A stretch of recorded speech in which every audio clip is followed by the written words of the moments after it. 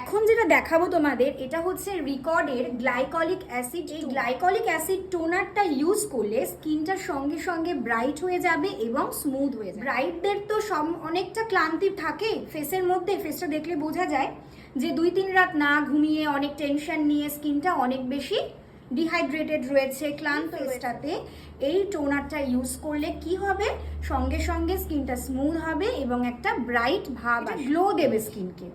তো এইটার একটা নিয়ম রয়েছে, সেটাও তোমাদেরকে ml এর এই প্রোডাক্টটার দাম হয়েছে 435 টাকা এবং তার উপরে তোমরা অফারও পাবে। তাহলে এটাকে আমরা বাজেট ফ্রেন্ডলি প্রোডাক্ট কিন্তু বলতে পারি। থাকাকালীন ইউজ করতে বারণ করছে।